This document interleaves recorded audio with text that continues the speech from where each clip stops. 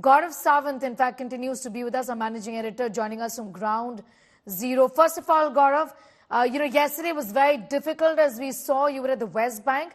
Where exactly are you right now, Gaurav? And just tell us what's really going on. What is it that you see around you at this point in time?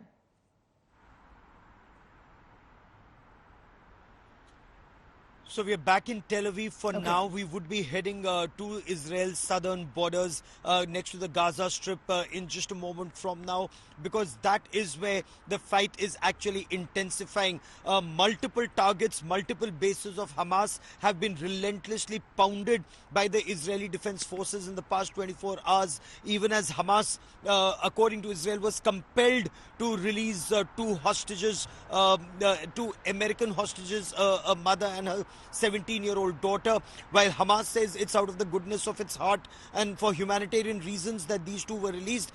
Israel is of the opinion that this is purely on the basis of pressure that's been mounted by Israeli forces that Hamas was compelled to make this release. But the situation remains extremely precarious because there are over 200 Israeli citizens still in Hamas custody, and from what intelligence inputs seem to indicate, not kept at any one location but spread out all across Gaza Strip in various tunnels. So that makes rescue operations very difficult. We've also been told that several raids have been carried out by Israeli Defense Forces across the Gaza Strip. So you have the mass of Israeli forces deployed all along the Gaza Strip, ready to move in for the next phase of this battle. But again, from what we've been told, the Americans and other interlocutors are telling Israel to hold on for a bit till more hostages could be rescued through negotiations. And that's the big question. Is that delaying Israel's assault into Gaza Strip? The hope that more and more hostages could be rescued in the days and weeks ahead. But the other aspect is there are 100 plus who still remain unaccounted for, do not know whether they are dead, alive, in Hamas custody or elsewhere. So overall, very, very tense situation here in Israel as forces look poised to go in, but efforts are to ensure that hostages could be released as quickly as possible.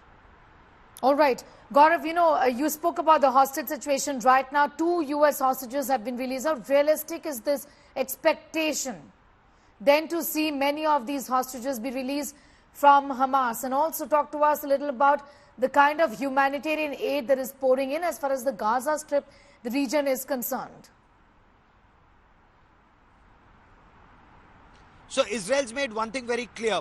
Humanitarian aid to the Gaza Strip would depend on the release of hostages. So America, through Qatar, through Egypt, through Jordan, through other interlocutors and several interlocutors at this point of time, is working on Hamas to repatriate hostages, to ensure that hostages are released and no longer in harm's way. So this is likely to be a very long drawn out process. 2 American hostages, a mother and a 17-year-old daughter, they've been released. They are currently in central Israel undergoing medical treatment. There would be a debrief. More information would be gleaned from them. Israeli authorities are talking to them, and then subsequently, they'd go back to their family in Illinois, in the United States of America. The US president has spoken to them.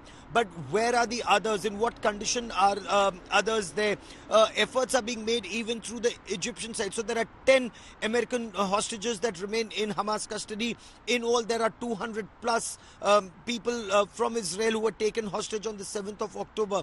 This is likely to be a long drawn process. But will this mean that Israel will not mount ground operations till the time all hostages are released, or will shallow raids and gradually deeper raids be carried out? Because Israel continues to mount intelligence-based operations to take out Hamas leadership, and in the past 24 hours they've claimed that a naval commander of Hamas and one of their arms manufacturers and somebody from their rocket force has been neutralized. 2 days ago, somebody, a terrorist of Hamas from their anti-terror, anti-tank, missile team, he was neutralized. So Israel says Their main target remains Yahya Sinwar, the head of Hamas, but there are other military targets, other financial targets, other bomb manufacturing, rocket manufacturing units, all of them remain on their target, and intelligence-based operations are being mounted by the Israeli Air Force and then by their artillery.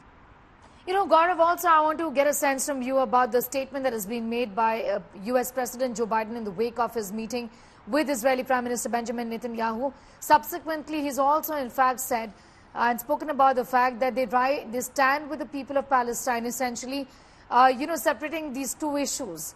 Obviously, portraying Israel as a victim in this case, as far as the events from the 7th of October is concerned, but at the same time saying that the people in Palestine, they have their right to self-determination. That's the indication from the US President.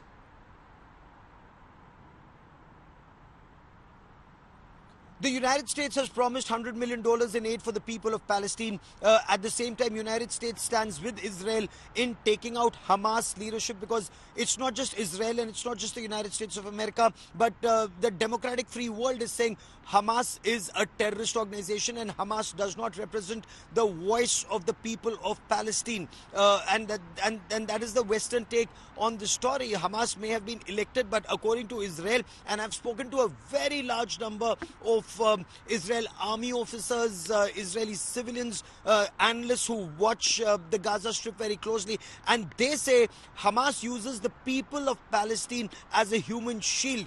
They've massacred, Hamas terrorists have massacred 1,400 people in Israel and are firing their rockets and missiles into Israel from very close to where civilians live, even along the Gaza Strip. So they are putting the Palestinian people in harm's way. Israel often, one of the officers I spoke to, he said there are times that they're about to launch, a missile strike.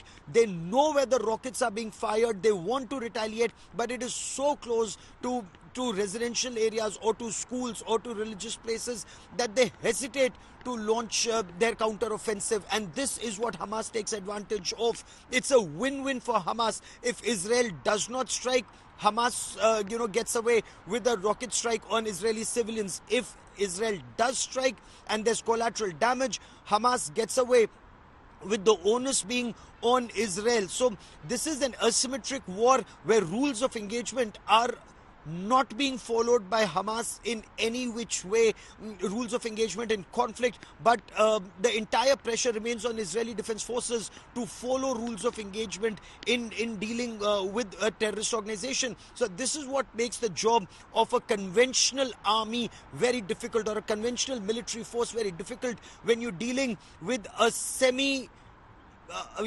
militarized, you're dealing with a militia, a terrorist organization that melts into the crowd the moment they are overwhelmed and then strike from behind the